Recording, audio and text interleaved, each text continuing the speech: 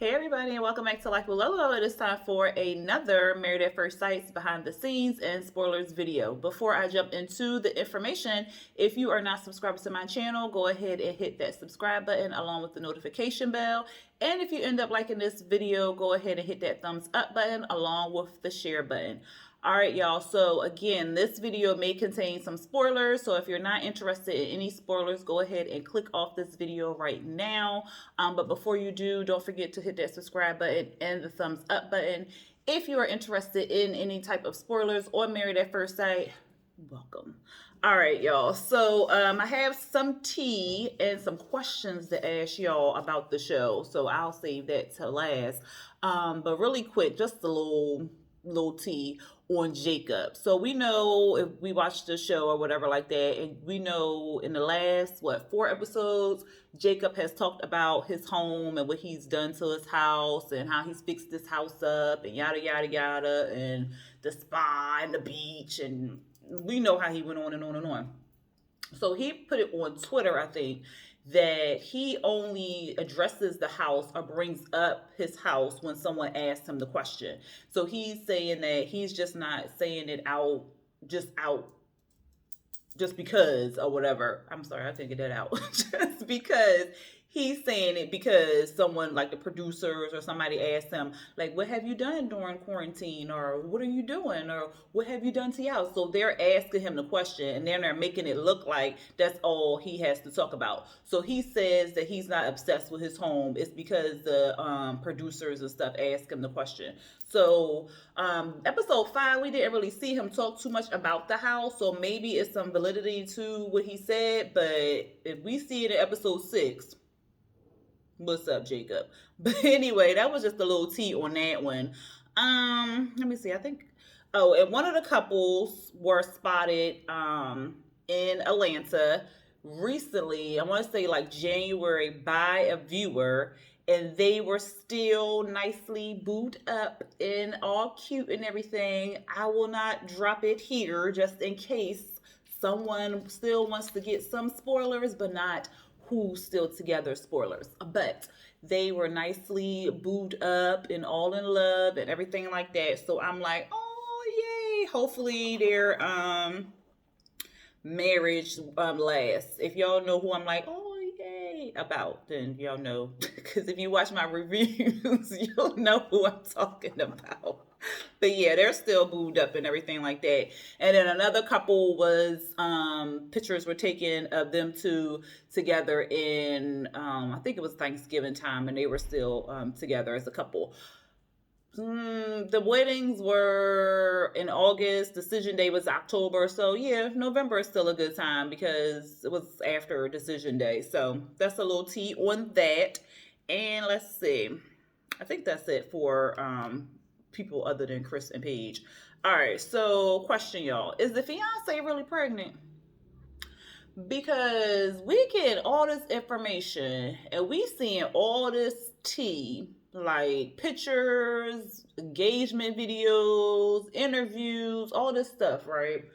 But we don't see no pictures of the fiance pregnant. Now, word on the curb is it's not the ex-fiance that's pregnant, even though that's what Chris said on the show and whatever. It's not the ex-fiance. This is word on the curb. Word on the curb is, or I should say allegedly, it's the cousin, not the cousins, it's the fiance's cousin. And he was sleeping with the cousin. That's why they broke up.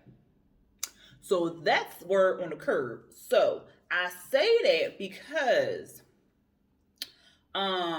somebody told, well, I think the family of Mercedes, that's the ex-fiance, posted the father's obituary and a video of the funeral. I said, well, how do people do that? I don't understand that. But anyway, they posted a video of her father's funeral, and a funeral, he passed away, may he rest in heaven, in July. The funeral wasn't until the second week of August. Now, mind you, the weddings on Married at First Sight was August 28th through the 29th.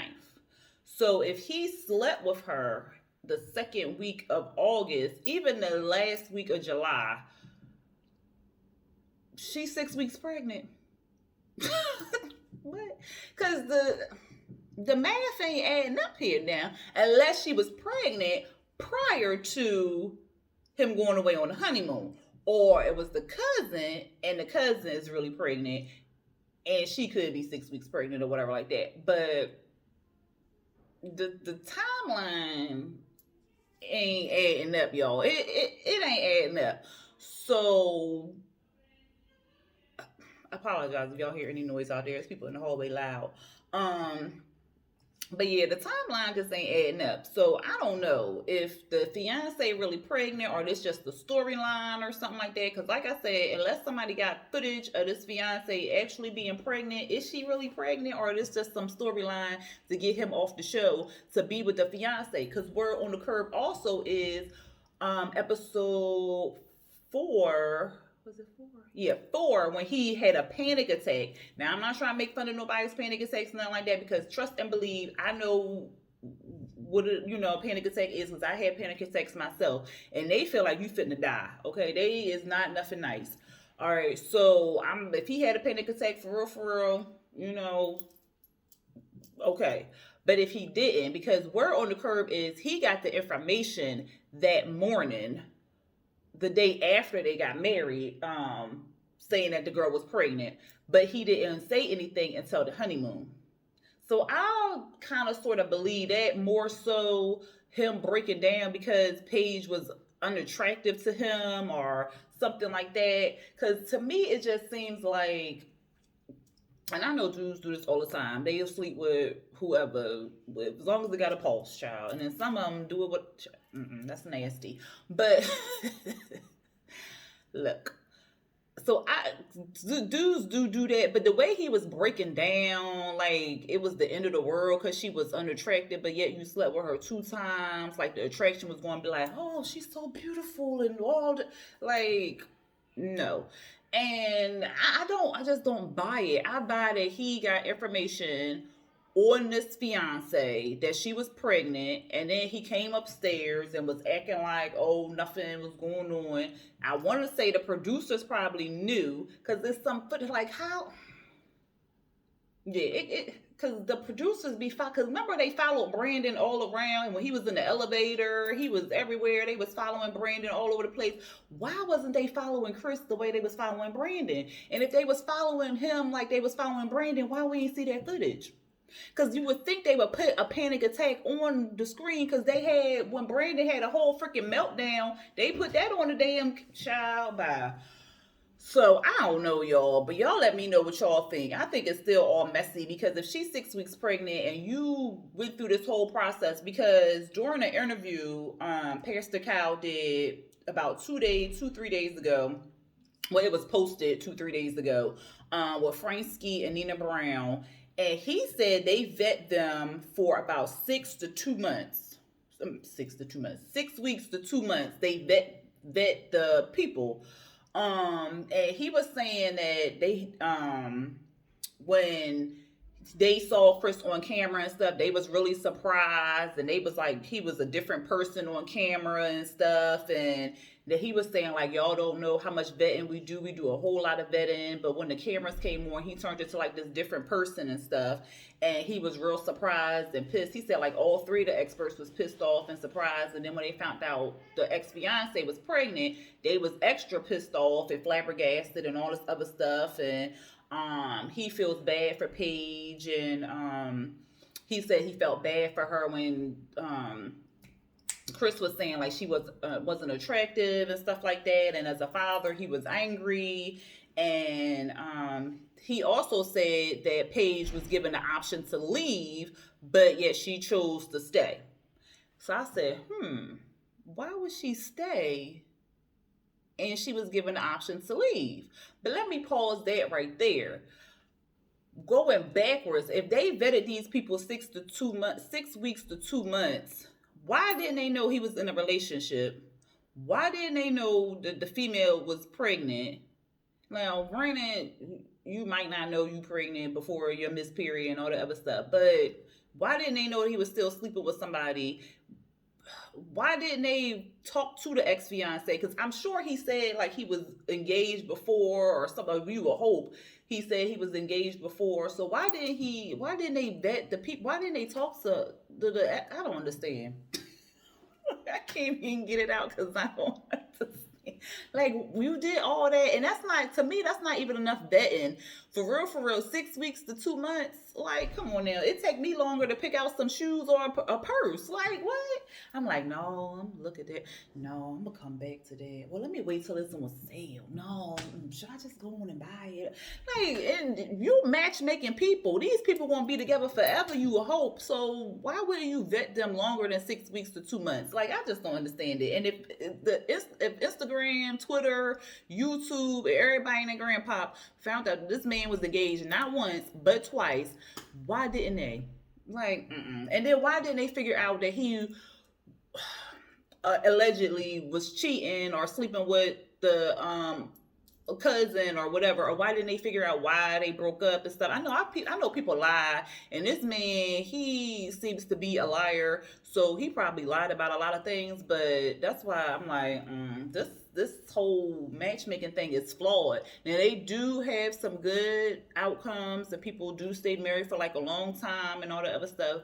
But I'm just like, y'all gotta go deeper. Y'all got to go deeper.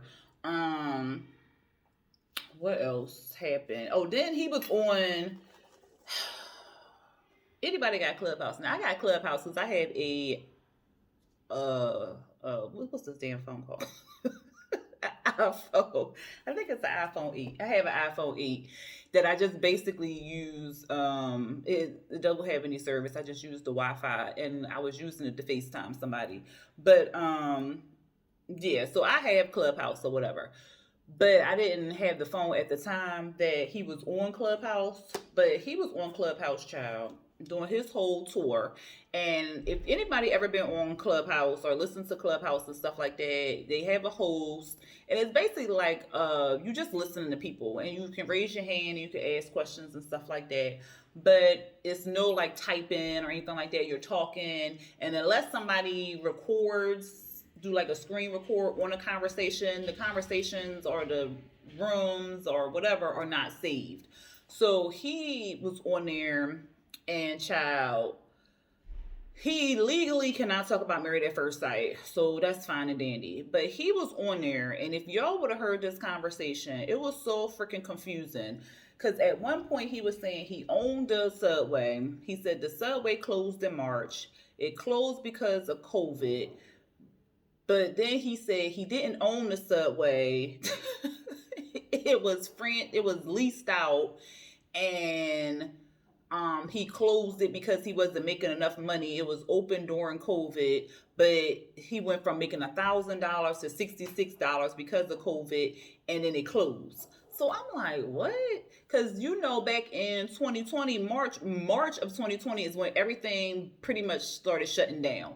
Nothing before March of 2020 was shutting down. People were still traveling willy-nilly. People were still driving, no face mask. Like, we all know what happened. So, what? You closed because of COVID in March, but you said you was open during COVID, and you went from $1,000 to $66. Which one is it? And then he said he owned the franchise in Subway. Then he said he didn't own it. He was just leasing it out.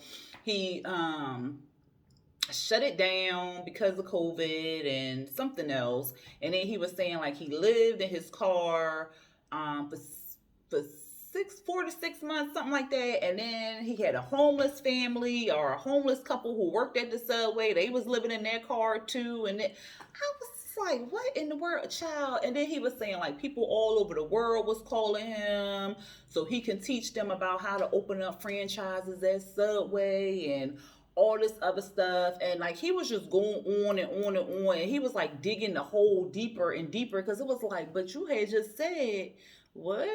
And then he was saying he didn't go to school to be a finance manager. He went to a trade school to be a finance manager. Then he said he worked at the car dealership, and then he resigned, but he ain't resigned. He ain't worked. He had quit or something. Or what did he say? He lost his job. I said, how you lose your job?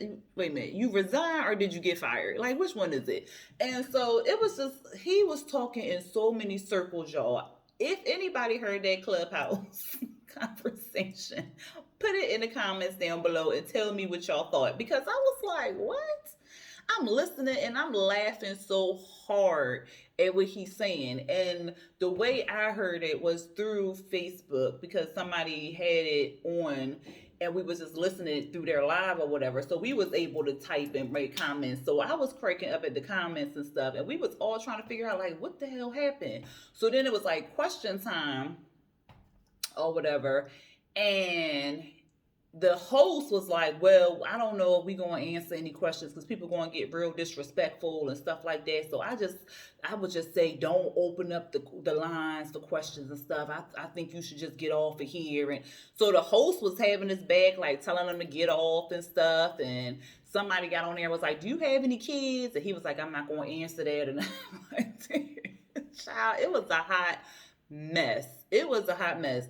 But the thing that killed me, it was just like all he wanted to talk about was how much money he made, it was just like the same story over and over again. And then he was saying like because on the show he said he stopped being a pastor because he wasn't making enough money. Now on the Clubhouse he said it was a totally different reason. So I'm like, what in the world? Which one is the real Chris? Like, what's going on, child? I just don't understand. And he is a hot mess. And I have never seen anybody on Married at First Sight go so hard as to try to defend your name or keep your name clean. Like, you trying to make everybody see you in a different light other than what you put on TV. Like, the producers can't edit BS unless you give them BS to put on the show. Like, you just can't. Like, so he going back and forth on Twitter with the host of Unfiltered, because he going back and forth with her talking about some, what did he say? I screenshot it, y'all. There we go. This is why I'll never do an Unfiltered because, excuse me, pastors on my page, your ass is not the host. I mean, your ass is the host. I have declined it several times because I won't be fake. Bring someone who is neutral and not biased, and don't act like this ish didn't sink in the inception of it this all. Y'all talking smack in these groups and on YouTube or next. So this was like 4 days ago. He was going on a whole Twitter rant. And then it's a YouTuber out here. He called her out, specifically, he said, Janice Hilton, why are you lying? Nothing you have said has been true or accurate. I advise you to chill before you receive a letter for defamation, #fake news. And then he said, I'm done ranting. Enjoy your day. So this was like 4 or 5 days ago. Was it 4 or 5 days ago? It was before I left. So I want to say like Tuesday. Yeah, I think it was like Tuesday because I was going to give it to y'all and then I had got busy with other stuff. So it was like Tuesday. He went on a whole rant on Twitter, back and forth with the host of Unfiltered. He going back and forth with YouTubers. He's just doing too much. And it's like, why? I have never seen anybody on Twitter acting like this. Not even Karen and Karen. They was dragging Karen. Like, they was dragging Karen last year. I mean, rightfully so, because, yeah. But I have never seen anybody on here go so hard. Brandon, he ain't get on Twitter and this much or whatever. Lion Michael. I don't know if he's still lying, but he ain't even go on Twitter or nothing like this the way Chris is doing. I'm like, this is ridiculous.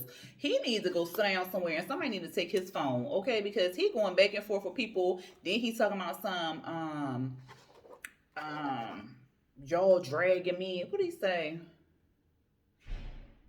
Because somebody said something about Jamie. I didn't watch season 1 of Married at First Sight. But this is like, because this is season 12. So this is like 11 seasons ago. I know the couple that they're talking about, Jamie and Doug. I guess Jamie fell down in the aisle or something like that because she was unattracted to Doug or whatever. And from what I heard, people were dragging her in. Like I said, I didn't watch it, and that was a long time ago, so I don't even know Yeah, I wasn't following Married at First Sight or anything like that. Because I was just like, what is Married at First Sight? Like, why are people doing this with their lives? Whatever. But I never watched it.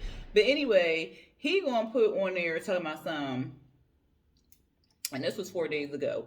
If I, as a black man, would have cried at the altar and said that my wife was ugly in the manner that was done with Jamie as a white woman, y'all would have called for the death penalty for my head. Why is it some people can get forgiveness, but the hell with others? Hashtag tell me if I'm wrong.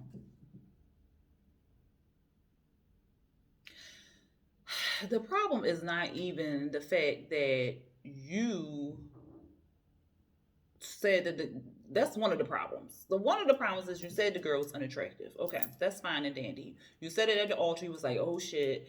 Then when she came down, you had this stupid ass grin on your face. We could obviously see it was fake.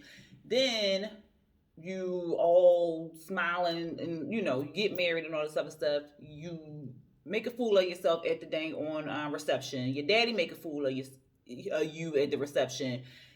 Then you sleep with her. Not once, but twice. And then you tell her she's unattractive. Not before, or you're not attracted to her fully, my bad. Not before you slept with her, but after. You slept with her 2 times. Then, you see how many thens or ands? And you come and tell her a day later. So after you took, was this the honeymoon? Yeah, because they supposed to be getting breakfast. Nope, this wasn't the honeymoon. This was the day after the wedding. The day after the wedding, you told her you was unattracted to her after you slept with her 2 times. Then on the honeymoon, so the next day, day 3 of marriage. Day 3 of marriage, you tell the girl that your ex-fiance is pregnant by you. Not her new dude, but you. So you got a lot more to worry about than somebody coming at your throat because you said that you was unattracted to this girl. Like, if you don't dismiss him with this foolery, sir, I'm like, is he serious right now? Like, what? I'm like, Like, if, again, why is he on Twitter? Why is he saying all these things? Why does he want people to like him? Like, nobody is liking you, sir. Nobody, from what we see on TV, nobody is liking you. Your actions, your attitude, the way you just talk about yourself all day long, don't care about nobody, you mad and crying at the dang on group meeting because they all on Paige's side and want to have her back and stuff like that. Like, you mad and crying, well, they didn't even say nothing about me. What about me? Sir, this is your fault. Like, what? Well, everybody happy because they got the woman that they asked for. But you want somebody to feel sorry for you.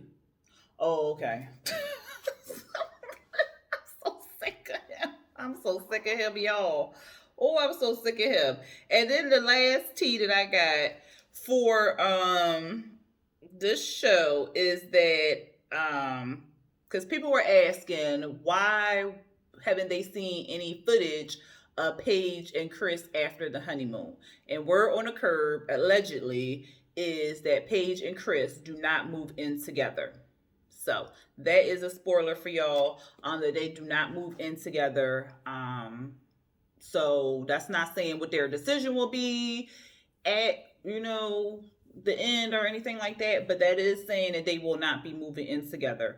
And Pastor Kyle also said in his interview, like I think I said it already, that she was given an option to leave because these are legally, this is real life. They go to the courthouse, I guess after the fact that they do the whole wedding thing because they don't see each other beforehand. So I'm assuming they go to the courthouse after the whole wedding thing, and then they file their marriage certificate and everything like that, their marriage license and stuff at the courthouse. They are legally married, y'all.